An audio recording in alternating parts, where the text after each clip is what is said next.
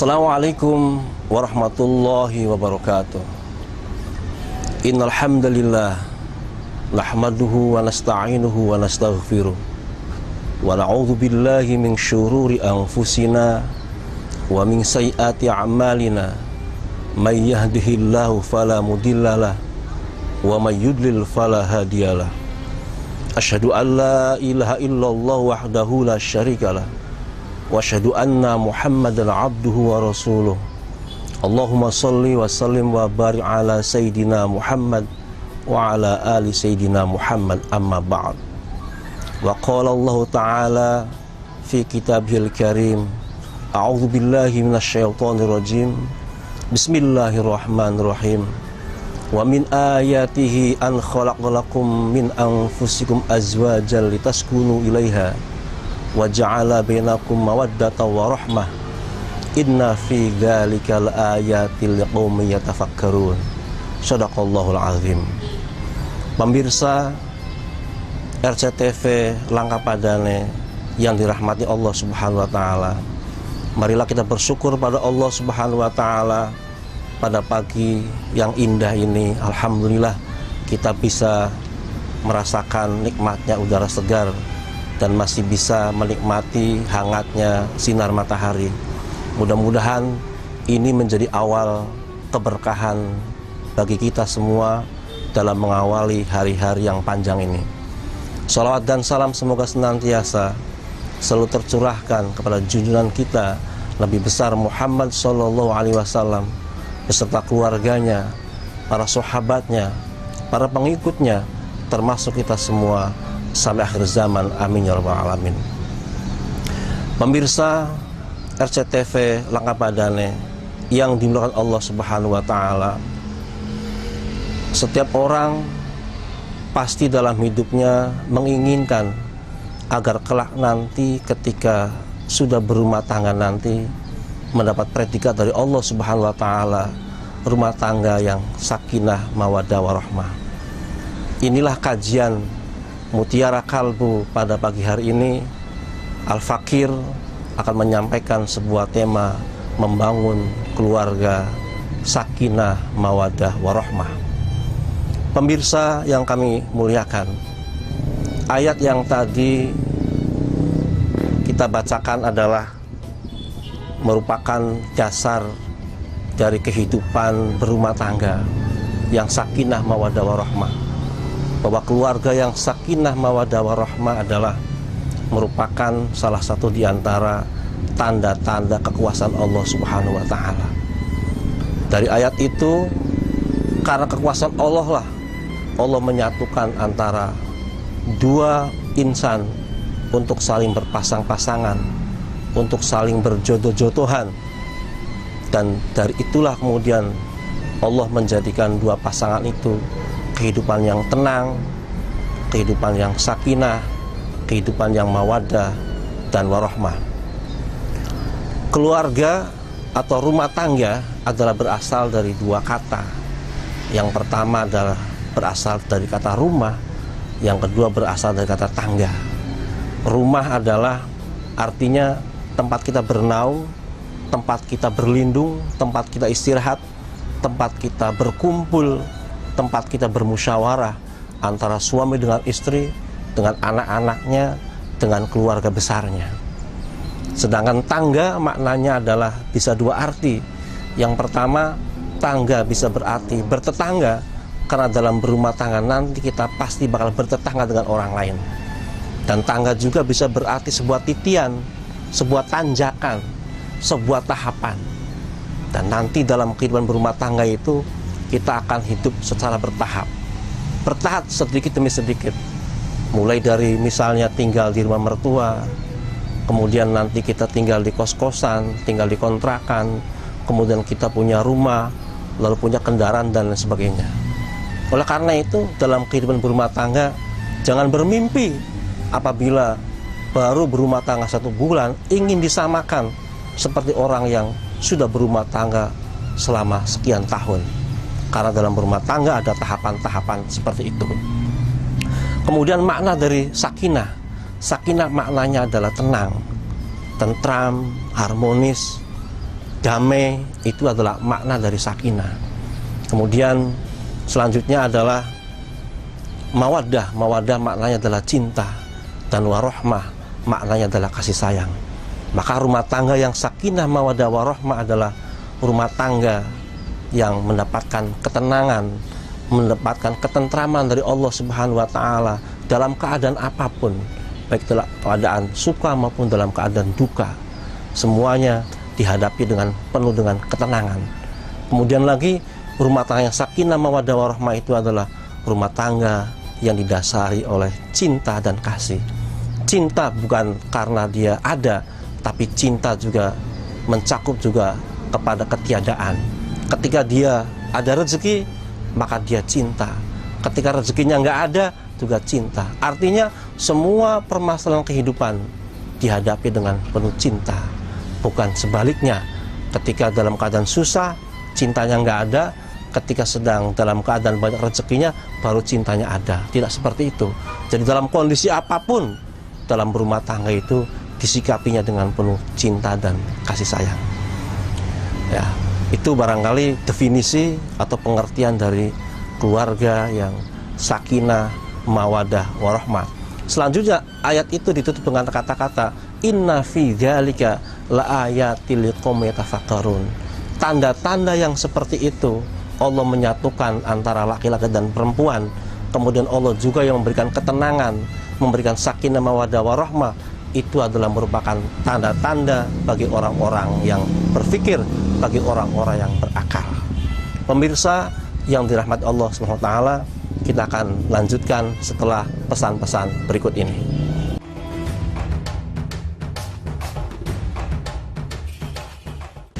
Pemirsa yang dirahmati Allah Subhanahu wa taala, untuk mencapai sebuah rumah tangga, sebuah keluarga yang sakinah, mawaddah, warahmah, itu tentunya butuh perjuangan.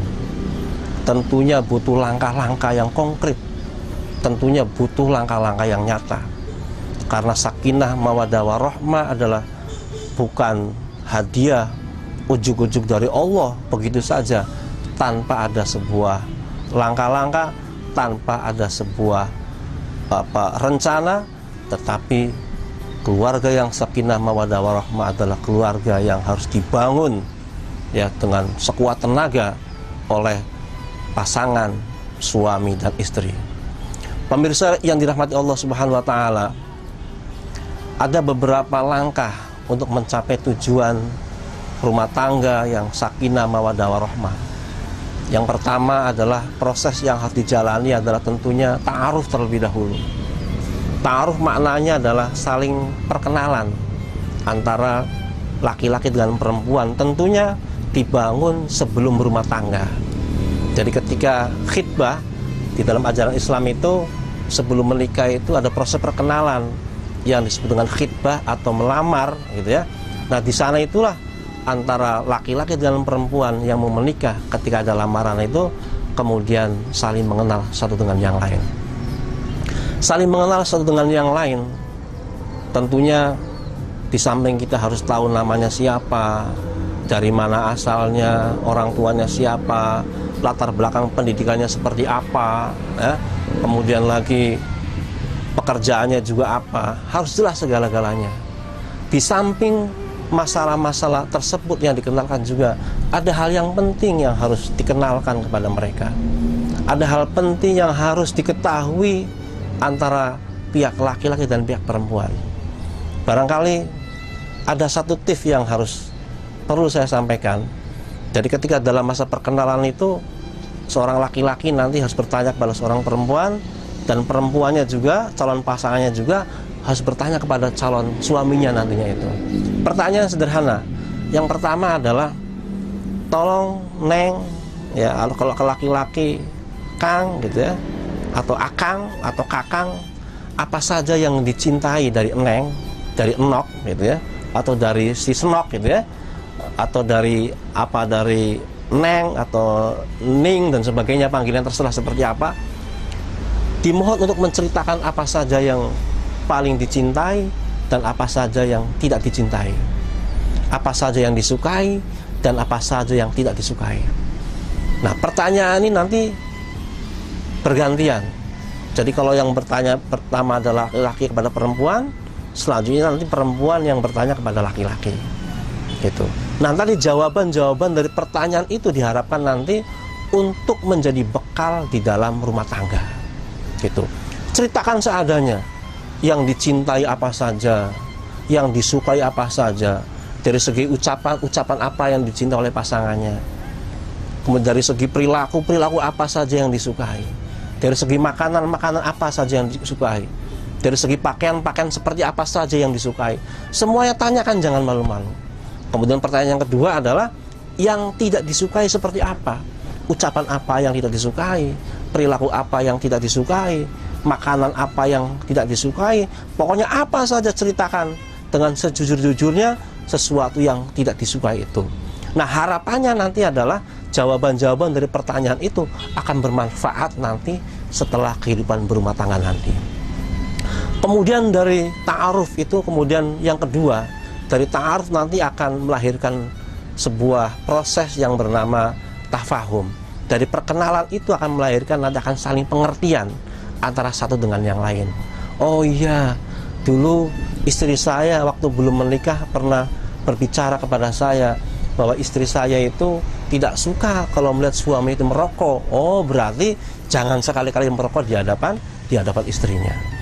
Oh iya, kata istrinya, dulu suami saya sebelum menikah dengan saya pernah berbicara waktu perkenalan itu bahwa suaminya itu ketika itu mengatakan tidak suka kalau misalnya melihat istrinya itu misalnya sering membuka telepon atau membuka SMS atau membuka WA dari bekas pacarnya yang dulu. Begitu. Jadi semua yang disukai dan semua yang tidak disukai itu semua diketahui semuanya. Nah, kalau sudah tahu semuanya baru akan saling memahami gitu. Kemudian dari saling memahami itu nanti akan melahirkan yang namanya tarohum. Tarohum maknanya akan saling mencintai. Jadi cinta atau kasih sayang itu akan timbul, akan lahir setelah kenal dulu.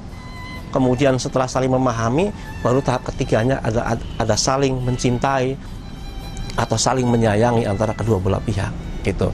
Nah, seseorang atau sebuah pasangan akan diketahui bahwa dia itu menyayangi, bahwa dia itu mencintai, itu ketika atau diketahui ketika pasangannya itu melakukan tindakan yang tidak disukainya.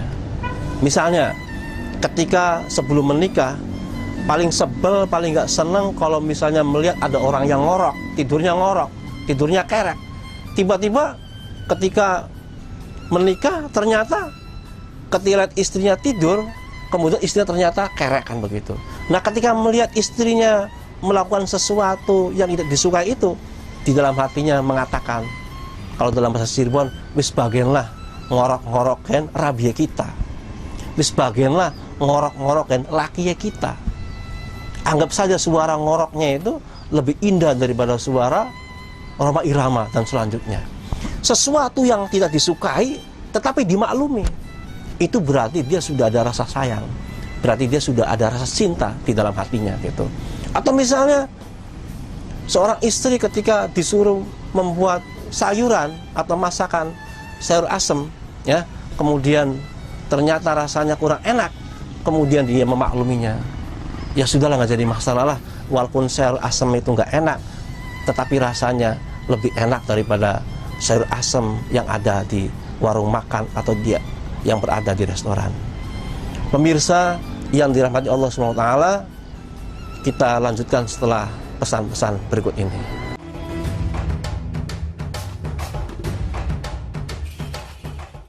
Pemirsa yang dirahmati Allah Subhanahu wa Ta'ala, keluarga yang sakinah, mawaddah, warahmah adalah bukan keluarga yang tanpa hambatan, bukan keluarga yang tanpa ada rintangan, tetapi keluarga yang sakinah, mawaddah, warahmah adalah keluarga yang ketika berhadapan dengan sebuah tantangan, ketika berhadapan dengan sebuah hambatan, dia bisa menghadapi hambatan itu, dia bisa menyelesaikan rintangan itu dengan sebaik-baiknya. Maka banyak orang yang mengatakan bahwa kehidupan dalam berumah tangga itu ibarat seorang nahoda yang mengendarai sebuah kapal. Ibarat seorang supir kapal mengendarai sebuah kapal. Ya, kapalnya adalah bernama rumah tangga. Nahodanya adalah suaminya atau bapaknya. Yang ngurus segala macam keperluan kapal adalah ibunya. Sedangkan penumpang dari kapal itu adalah anak-anaknya. Ketika kapal itu masih di pinggir, terasa indah sekali. Angin sumriwing, sepoi-sepoi, angin belum terlalu keras gitu, segar dan segala macamnya, segala macam makanan yang diminta ada di situ, minum apapun ada di situ. Itu ketika kapal masih di pinggir, dan itu bisa dirasakan ketika orang yang baru berumah tangga sebulan, 2 bulan, setahun, 2 tahun, 3 tahun. Tetapi jangan lupa, yang namanya kapal nggak selamanya di pinggir. Kapal itu akan ke tengah nantinya itu. Akan ke tengah, ke tengah, ke tengah, ke tengah. Nah, di sana itulah kemudian kapal itu akan bertemu dengan hambatan. Ada rintangan. Di situ ada angin besar. Di situ ada hujan, ada geledek, ada halilintar, ada ombak, dan lain sebagainya. Dan itulah orang yang berumah tangga dirasakan nanti setelah berumah tangga lebih dari setahun, 2 tahun, 3 tahun, dan seterusnya. Akan datang hambatan di sana itu. Hambatannya macam-macam, misalnya suaminya di PHK oleh perusahaan, itu akan goncang rumah tangga. Istrinya dituduh selingkuh dengan bekas pacarnya yang dulu, itu juga hambatan. Anaknya rewel, anaknya nakal, atau istrinya bermasalah dengan perusahaannya, atau anaknya bermasalah dengan sekolahannya, atau mungkin tukang kredit tiap hari lagi utang, cicilan motornya belum selesai sehingga ditagih. Itu adalah hambatan. Kalau terjadi semacam itu, maka sebagai seorang nahoda kapal, sebagai seorang suami, sebagai seorang bapak, sebagai seorang kepala rumah tangga, tidak perlu lari dari masalah itu. Maka masalah itu harus dihadapi. Sebab kalau kita lari dari masalah itu, maka masalah yang sama akan datang. Tapi kalau masalah dihadapi dengan baik, lalu diselesaikan, maka masalah itu sedikit-sedikit akan hilang dari kehidupannya. Maka di dalam ayat Al-Quran Allah berfirman, فَإِذَا فَرَغْتَ فَانْصَبْ وَإِلَى رَبِّكَ فَارْغَب. Apabila kalian telah selesai menunaikan sebuah pekerjaan, maka bersiap-siaplah menghadapi pekerjaan yang lain. Pemirsa yang dirahmati Allah Subhanahu wa Ta'ala, dalam hidup itu tidak ada yang tidak ada masalah. Semua orang hidup pasti bermasalah. Dulu orang sebelum punya pacar, ngelihat pacarnya duaan kemana-mana, bermasalah. Masalahnya apa? Masalahnya pengen punya pacar. Setelah dia punya pacar, ternyata masalah nggak selesai. Apa masalah berikutnya? Pengen segera nikah. Setelah nikah selesai, ternyata masalah nggak selesai juga. Ya, nggak selesai juga. Tinggal di rumah mertua masalah, tinggal di rumah kontrakan juga masalah. Tiap hari harus bayar kontrakan. Itu. Kemudian lagi bayar listrik dan lain sebagainya, penuh dengan masalah. Nanti ketika istrinya hamil juga ada masalah, ketika istri melahirkan juga ada masalah, punya anak 1 masalah, punya anak 2 masalah, bahkan ketika dia sudah punya cucu juga akan menghadapi berbagai macam permasalahan. Bahkan yang namanya manusia, walaupun dia sudah meninggal pun akan meninggalkan sebuah masalah.